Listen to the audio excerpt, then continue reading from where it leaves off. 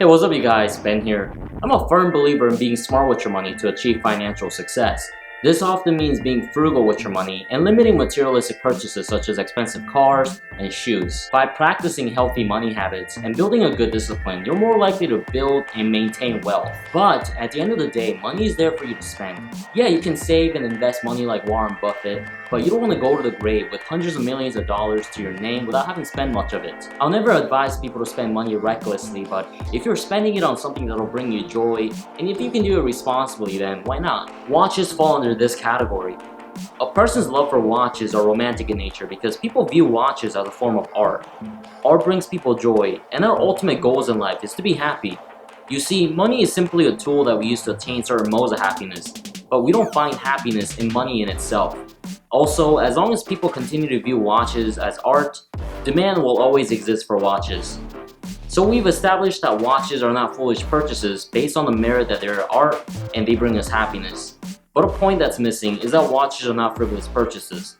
If you buy watches right, you can actually retain the value of your watch, and in some cases, even have it go up in value. Today I wanted to go over 6 pointers that I've learned in my own collecting journey so you guys don't end up losing money on your next luxury watch purchase. Also, if you guys have any pointers of your own, comment down in the comment section down below. And of course, before we get started, let's do a customary wristwatch check.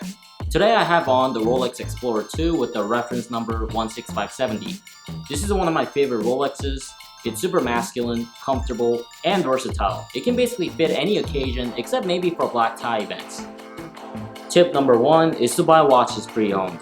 When you buy watches new, I'd say 95% of the time, there's going to be some sort of depreciation once you've unboxed and enjoy the watch. In this way, they're kind of similar to cars. But unlike a car, once that initial depreciation has hit, most watches tend to retain their value. And some even go up in price 2 to 5% annually. So if you buy a watch pre-owned, after the depreciation has taken effect, it'll basically be like you wearing that watch for free if you do decide to sell it one day. Some good websites to buy pre-owned watches from are Crown & Caliber, Chrono24, WatchMax, and Watchbox Studios, just to name a few.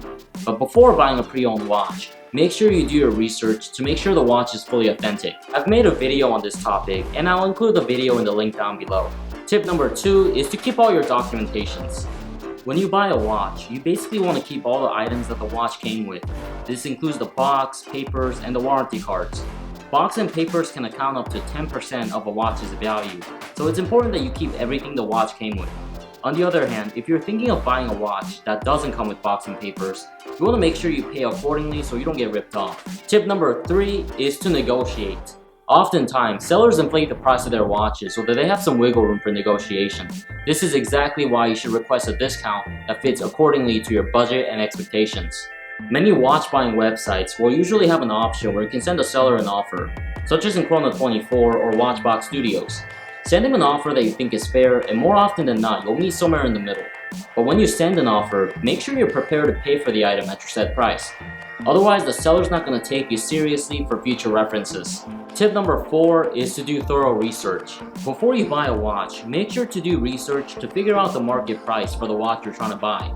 I recommend checking different websites to gauge the price range. Understanding the market value can also be a useful tool when negotiating. Chrono24 also has a feature that shows you the up-to-date price at which the watch sold for, so that is a great tool as well. Tip number 5 is to buy from a private seller. Many bigger watch dealers mark up the prices of their watches simply because they have greater expenses than, let's say, a private seller. That's why it can be a lot cheaper on your part to buy from a private seller who's simply just trying to liquidate a part of his collection. Private watch sellers can often be found on eBay or Chrono24, and they typically price their watches at a much lower rate than a dealer because they're trying to liquidate the watch as soon as possible. One thing to keep in mind though is you want to authenticate the watch carefully before and after you receive the watch. Request some sort of proof indicative of authentication, such as an appraisal paper or official documents before you make the purchase. After you receive it, it's safest to take your new watch to a local watchmaker to double check to make sure what you received is the real deal.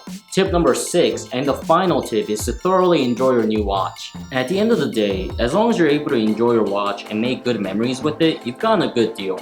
As I said earlier, having and saving lots of money is great, but your happiness should hold the #1 priority. Also, as a disclaimer, I did want to mention that watch prices do circulate similar to the stock market, although not to the same degree. Also, it's important to keep in mind that everything in life has its risks, even watches. But if you ended up paying $3,000 for a watch and sold it for $2,800 a couple years later, I see that as an absolute win since you still got to wear and enjoy your watch. Now that I've gone over how to retain the value of watches, I'll make a separate video on how to sell a watch in the near future, so look out for that. Anyway, I hope you guys enjoy the video and comment down below if you have any tips and tricks in regards to saving money on watches. As always, if you enjoyed the video, don't forget to like and subscribe, and I'll see you on the next video.